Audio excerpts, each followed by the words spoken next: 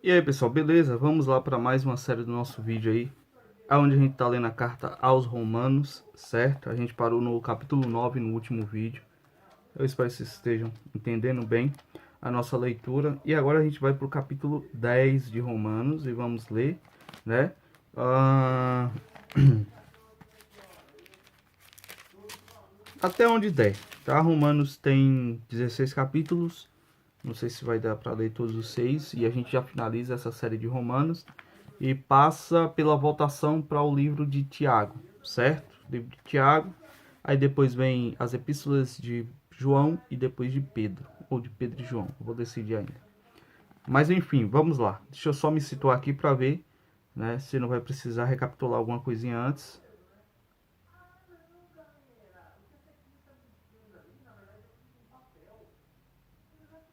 Vamos lá. Capítulo 10 de Romanos, que diz o seguinte: Meus irmãos, desejo de todo o coração que o meu próprio povo seja salvo, e peço a Deus em favor deles, porque eu sou testemunho de que eles são muito dedicados a Deus, mas a dedicação deles não está baseada no verdadeiro conhecimento, pois eles não conhecem a maneira como Deus aceita as pessoas e assim têm procurado conseguir isso da sua própria maneira. Eles rejeitam o modo de Deus aceitar as pessoas, porque com Cristo a lei chegou ao fim, e assim os que creem é que são aceitos por Deus, ou seja, mediante a fé no Filho de Deus, agora você é aceito como filho, e não mais através da lei, porque a lei serviu de guarda para o povo de Israel. Então Paulo está falando do povo de Israel, certo? Vamos lá. Pois o que Moisés escreveu a respeito de as pessoas serem aceitas por Deus pela obediência à lei foi isto: viverá aquele que fizer o que a lei manda. Porém, quanto a ser aceito por Deus por meio da fé, Moisés diz o seguinte: não fique pensando assim, quem vai subir até o céu, isto é, para trazer Cristo do céu. Nem pergunte quem descerá ao mundo lá de baixo, isto é, para fazer com que Cristo suba do mundo dos mortos. O que Moisés diz é isto: a mensagem de Deus perto de você, está perto de você, nos seus lábios e no seu coração, isto é, a mensagem de fé que anunciamos. Se você disser com a sua boca Jesus é o Senhor e no seu coração crer que Deus ressuscitou Jesus, você será salvo, porque não cremos com o coração e somos aceitos por Deus. Falamos com a boca e assim somos salvos, porque as Escrituras Sagradas dizem: quem crê nele não ficará desiludido. Isso vale para todos, pois não existe nenhuma diferença entre judeu e não judeus. Deus é o Senhor de todos e abençoa generosamente todos os que pedem a sua ajuda. Como dizem as Escrituras Sagradas: todos os que pedirem a ajuda do Senhor serão salvos. Certo? Então vemos claramente aqui que agora o reconhecer e clamar a Cristo como seu Salvador, obviamente, tem que andar em seus passos, ser imitador de Cristo, né? Não adianta só clamar, falar da boca para fora: Senhor, em teu nome profetizamos, em teu nome fizemos isso e aquilo. O que é que o Cristo vai dizer? Apartai-vos de mim, porque eu nunca vos conheci. Porque falava da boca para fora, mas as suas obras não expressavam, né? Não expressavam. Deixa eu dar uma recapitulada. Vamos lá. Mas como é que as pessoas irão pedir se não crerem nele? Né? E como poderão crer se não ouvirem a mensagem? E como poderão ouvir se a mensagem não for anunciada? E como é que a mensagem será anunciada se não forem enviados mensageiros? As Escrituras Sagradas dizem: como é bonito ver os mensageiros trazendo boas notícias. Mas nem todos aceitam a boa notícia do Evangelho. Foi Isaías quem disse: Senhor, quem creu na nossa mensagem? Portanto, a fé vem por ouvir por ouvir a mensagem. E a mensagem vem por meio da pregação a respeito de Cristo. Mas eu pergunto: será que eles não ouviram a mensagem? É claro que ouviram. Como diz as Escrituras: a voz deles se espalhou pelo mundo inteiro. As suas palavras alcançaram a terra toda. Eu pergunto: ainda será que o povo de Israel não soube disso? Moisés foi o primeiro a dar uma resposta a ele e disse: eu farei com que vocês fiquem com ciúmes de um povo que não é uma nação. Farei com que fique com raiva de uma nação de gente sem juízo, ou que não tem o conhecimento da verdade. Então, assim, será que os judeus não ouviram a mensagem do Evangelho para quem Cristo como Salvador? Ouviram, mas não quiseram aceitar. E aí é onde Deus, através de Moisés, diz que colocaria ciúmes nele, de um povo que não era nação, ou seja, não é uma nação em específico. Deus não deixou os hebreus para agora assumir os americanos, sabe, como povo escolhido, os brasileiros. Não. Pessoas tiradas de todos os povos do mundo. Esse é o novo Israel de Deus, essa é a igreja de Cristo. Isaías foi mais corajoso ao anunciar o que Deus disse. Gente, vocês podem estar ensinando a linguagem, é porque a Bíblia é da linguagem de hoje. Não tem problema, a leitura que eu estou fazendo aqui é basicamente para ensinar a carta. Eu não estou tratando de termos dos originais, até porque isso aqui não é uma doutrina de ensinamento. É um ensinamento, mas não é um exemplo, regras a ser seguidas, certo? Então, não há aquela interpretação. Será que a Bíblia fala sobre se afeminar? Não estou falando disso no momento, né? É só para facilitar o entendimento. Vamos lá. Isaías foi mais corajoso ao anunciar o que Deus disse. Pode pegar a Bíblia em outra versão e lendo juntamente e comparando, tá? Eu fui achado por aqueles que não me procuravam, e apareci aos que não perguntavam por mim. Isso aqui tem cara de predestinação, gente? Para o capítulo 8, 9 tá falando sobre. E aqui tem cara de alguma coisa predestinada, ou pessoas que ouviram a mensagem de Cristo e aceitaram ele em seu coração e agora foram renovados para uma vida eterna com ele, né? Vamos lá. Mas a respeito de Israel, Deus disse: o dia inteiro eu abri os braços prontos para receber um povo desobediente e rebelde. Quer dizer, olha a dureza do coração desse povo. Nós, quando estava enegrecido na nossa mente sem o conhecimento de Deus, com o ouvir da palavra, com o tocar do Espírito Santo, nós abrimos nosso coração para receber. Mas o povo que em primeiro lugar recebeu toda a revelação é um povo desobediente e rebelde, segundo o próprio Deus. Capítulo 11. Então eu pergunto, será que Deus rejeitou o seu próprio povo? É claro que não. Eu mesmo sou israelita, descendente de Abraão e membro da tribo de Benjamim. Deus não rejeitou o seu povo que ele havia escolhido desde o princípio. Vocês sabem muito bem o que as Escrituras Sagradas dizem. Aquele trecho em que Elias acusa o povo de Israel diante de Deus, Elias diz assim: Senhor, eles mataram os teus profetas e destruíram os teus altares.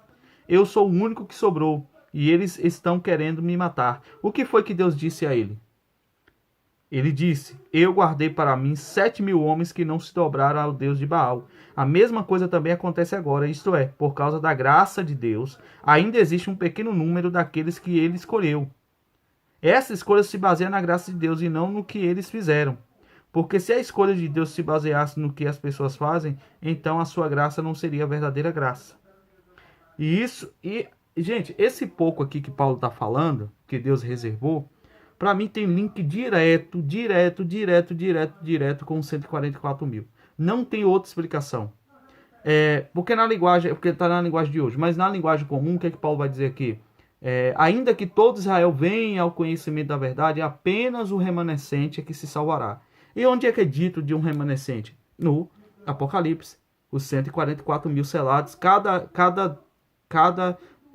um de cada tribo, 12 mil de cada tribo. E aí ele vai dando o nome das tribos. Ou seja, não é uma linguagem figurativa. É cada um das 12 tribos de Israel originalmente falando. Certo? E é esses ao qual Deus porá a sinagoga de Satanás de joelho aos pés dele, para eles reconhecer que aquele é o verdadeiro povo hebreu. Certo? E é o remanescente.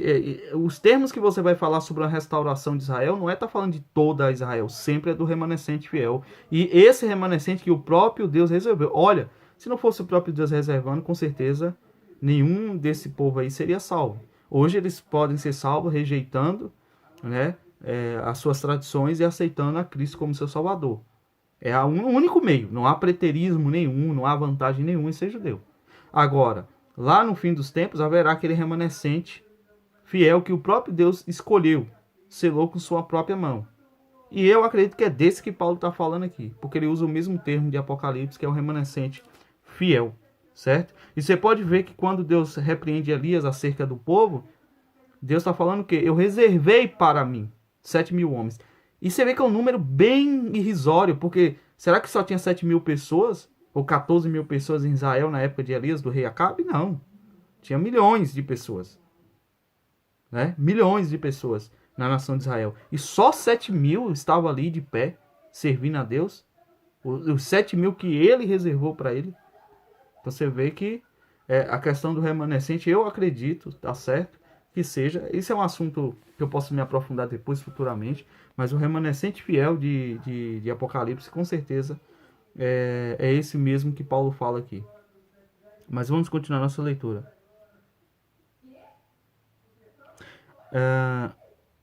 Vamos lá. A mesma coisa também acontece agora. Isto é, por causa da graça de Deus, ainda existe um pequeno número daqueles que ele escolheu. Essa escolha se baseia na graça de Deus e não no que eles fizeram. Porque se a escolha de Deus se baseasse no que as pessoas fazem, então a sua graça não seria a verdadeira graça.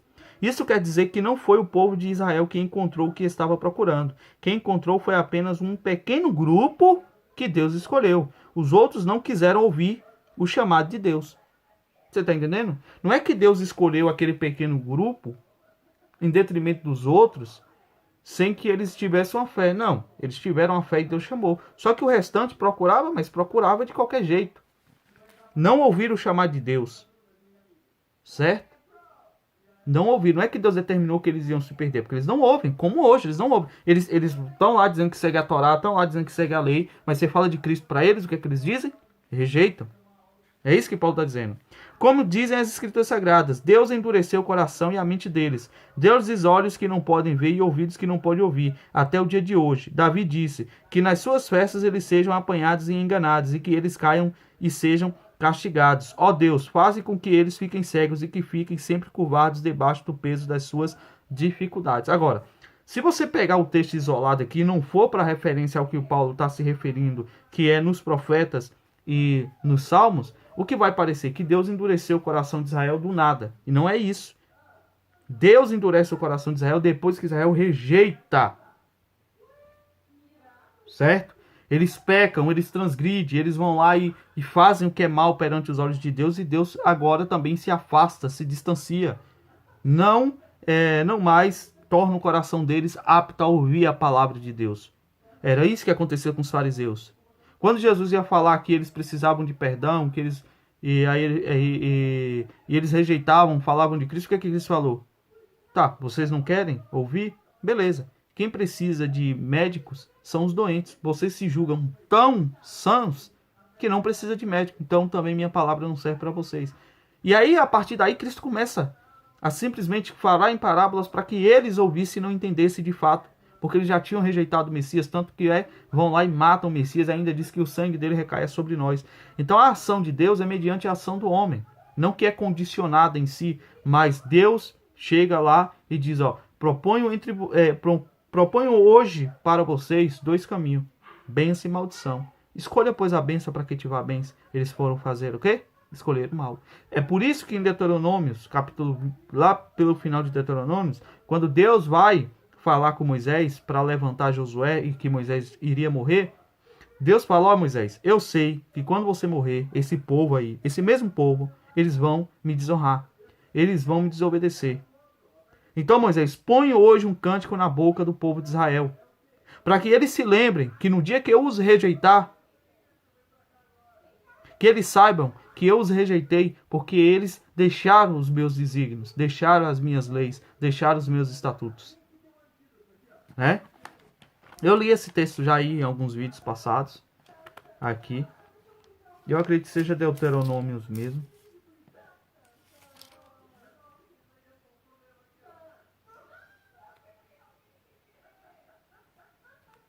E acho que é aqui, ó, Deuteronômio. Quer ver, ó?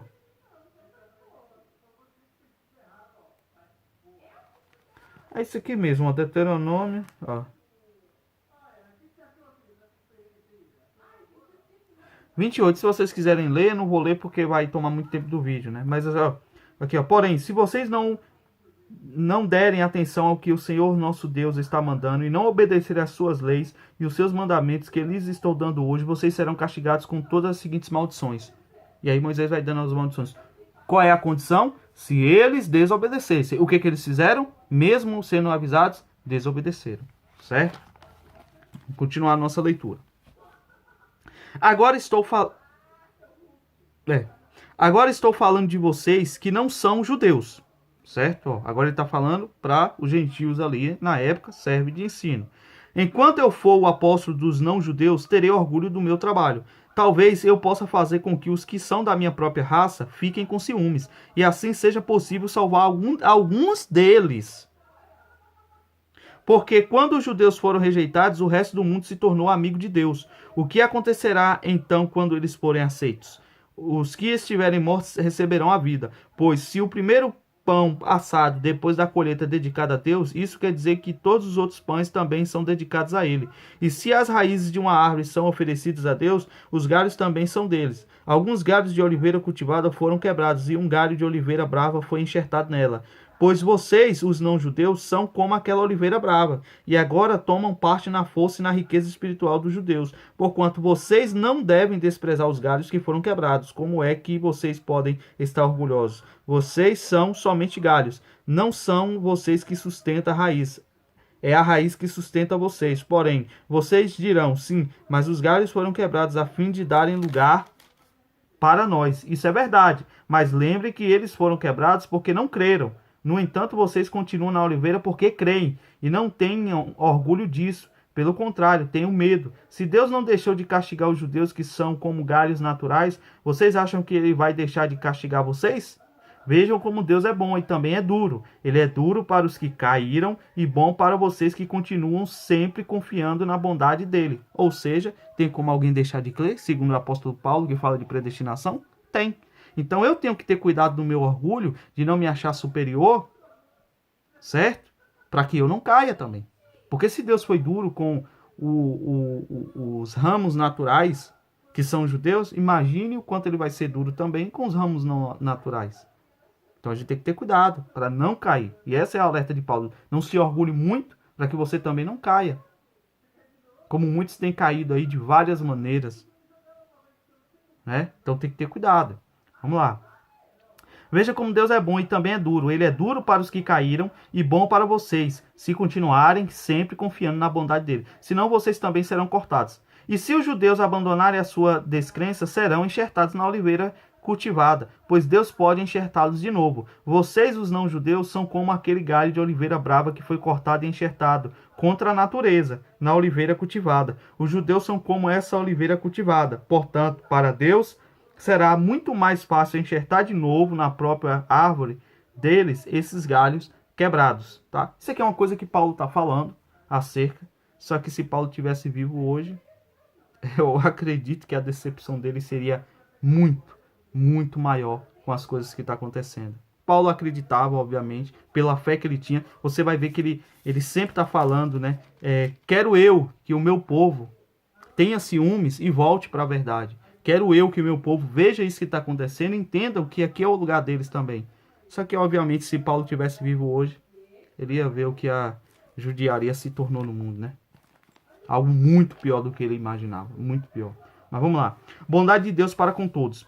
Meus irmãos, quero que vocês conheçam a verdade secreta para que não pensem que são muito sábios. A verdade é esta. A teimosia do povo de Israel não durará para sempre, mas somente até que o número completo de não-judeus venha para Deus. É assim que todo o povo de Israel será salvo, como dizem as Escrituras. Casa de Israel, casa de Judá. Nós somos a casa de Israel. Aí vai reunir todas as casas. Então precisa que esse número se cumpra para que chegue o fim também. O Redentor virá de Sião e tirará toda a maldade dos descendentes de Jacó. Eu, o Senhor, farei essa aliança com eles, quando tirar os seus pecados. Que eu acredito ser o remanescente. Os judeus rejeitarão tirar o pecado. Não chega nem a ser. É aquele que Deus escolheu para um propósito. Como Deus fez com Jacó, com José, com Isaac, com Abraão, né, com o próprio Cristo. Propósitos diretos com essas pessoas. E eu acredito que é os 144 mil. Eles serão justificados pelo próprio Deus. Hoje a gente não pode pecar, certo? Os judeus rejeitaram o evangelho e por isso são inimigos de Deus, para o bem de vocês, os não-judeus. Mas pela escolha de Deus, eles são amigos dele, por causa dos patriarcas, porque Deus não muda de ideia a respeito de quem ele escolhe e abençoa. Mas no passado, vocês que não são judeus desobedeceram a Deus. Porém, agora vocês receberam a misericórdia de Deus por causa da desobediência dos judeus. Assim, por causa da misericórdia que vocês receberam, os judeus agora desobedecem a Deus, para que eles também possam receber agora a misericórdia dele. Pois Deus fez com que todos se tornassem prisioneiros da desobediência, a fim de mostrar misericórdia a todos. Como são grandes as riquezas de Deus! Como são profundos o seu conhecimento, a sua sabedoria! Quem pode explicar as suas decisões? Quem pode entender os seus planos? Como dizem as Escrituras Sagradas, quem pode conhecer a mente do Senhor? Quem é capaz de lhe dar conselhos? Quem já deu alguma coisa a Deus para receber dele algum pagamento? Isso aqui está em Jó. Pois todas as coisas foram criadas por ele, e tudo existe por meio dele, para ele, glória a Deus para sempre. Amém. Capítulo 12. Porque tanto, meus irmãos, por causa da grande misericórdia divina, peço que vocês se ofereçam completamente a Deus como um sacrifício vivo dedicado ao seu serviço e agradável a Ele. Esta é a verdadeira adoração que vocês devem oferecer a Deus. Não vivam como vivem as pessoas deste mundo, mas deixem que Deus os transforme por meio de uma completa mudança de mente de vocês. Assim vocês conhecerão a vontade de Deus, isto é, aquilo que é bom, perfeito e agradável a Ele. Por causa da bondade de Deus para comigo, me chamando para ser apóstolo, eu digo a todos vocês que não se achem melhores do que realmente são. Pelo contrário, pensem com humildade a respeito de vocês mesmos, e cada um julgue a si mesmo conforme a fé que Deus lhe deu, porque assim como em um só corpo temos muitas partes, e todas elas têm funções diferentes, assim também nós, embora sejamos muitos, somos um só corpo, por estarmos unidos com Cristo. E todos estamos unidos uns com os outros, como partes diferentes de um só corpo. Portanto, usemos os nossos diferentes dons de acordo com a graça que Deus nos deu. Se o dom é que recebemos é de anunciar a mensagem de Deus, façamos isso de acordo com a fé que temos. Se é o dom de servir, então devemos servir. Se é o dom de ensinar, então ensinemos. E se é o dom de animar os outros irmãos, animemos. Quem reparte com os outros e quem tem que faça isso com generosidade. Quem tem autoridade, que use a autoridade com todo o cuidado. Quem ajuda os outros, que ajude com alegria. Então, é a forma de fazer a obra de Deus. Quem sabe ensinar, ensine. Quem sabe dar conselho, né? Que dê. Quem sabe servir, fazer alguma coisa de útil para alguém, que faça. Deus está olhando tudo isso. Quem pode ajudar, que ajude. E que ajude com alegria. Aquele que tem autoridade, que tem autoridade, né? Com todo cuidado. Aquele que pode animar, que anime. Aquele que pode repartir, que reparta. Que o amor de vocês não seja fingido. Odeiem o mal e sigam o que é bom. Amem uns aos outros com amor de irmãos em Cristo. E se esforcem para tratar uns aos outros com respeito. Trabalhem com entusiasmo e não sejam preguiçosos. Sirvam o Senhor com o coração cheio de fervor. Que a esperança que vocês têm os mantenha alegres. Aguentem com paciência os sofrimentos e orem sempre. Repartam com os irmãos necessitados o que vocês têm e recebam os estrangeiros nas suas casas. Peçam que Deus abençoe os que perseguem vocês. Sim, peçam que eles abençoem e não que amaldiçoem. Alegre-se com os que se alegrem e chorem com os que choram. Tenham por todos o mesmo cuidado. Não sejam orgulhosos, não aceitem serviços humildes. Que nenhum de vocês fiquem pensando que é sábio. Não paguem a ninguém o mal com o mal. Procurem agir de tal maneira que vocês recebam a aprovação dos outros.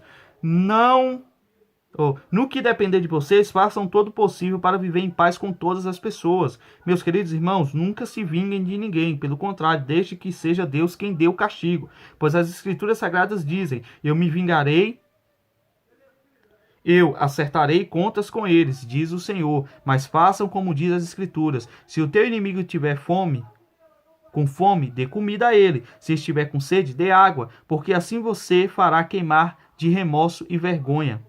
Essa tradução aqui já não gostei muito, porque nessa parte aqui, nas traduções mais antigas, vai dizer o seguinte: e assim você fará amontoar brasas sobre a sua cabeça, que dá uma conotação bem diferente, tipo, brasas seria uma questão de galardão, recompensas, né? E não remorso e vergonha, causar remorso e vergonha porque você está sendo bom, sabe? Então, assim, vamos lá. Não deixe que o mal vença vocês, mas vença o mal com o bem. Então, ensinamentos extremamente valiosos do apóstolo Paulo. Vamos para o capítulo 13, eu acho que eu vou ter que parar no 13 e pego o 14 e o 15 depois, né? Por causa do tempo. Mas vamos lá. Obedeçam às autoridades, todos vocês, pois nenhuma autoridade existe sem a permissão de Deus, e as que existem foram colocadas nos seus lugares por ele. Assim, quem se volta contra autoridades está se voltando contra o que Deus ordenou, e os que agem desse modo serão condenados. Somente os que fazem o mal devem ter medo dos governantes, e não os que fazem o bem. Se você não quiser ter medo das autoridades, então faça o que é bom, e elas o elogiarão, porque as autoridades estão a serviço de Deus para o bem de você.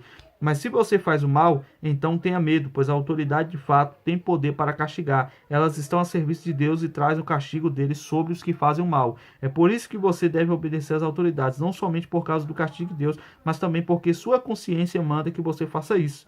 E por isso também que vocês pagam impostos, pois quando a autoridade cumpre os seus deveres, eles estão a serviço de Deus. Portanto, paguem o governo que é devido, paguem a todos os seus impostos e respeitem e honrem as autoridades.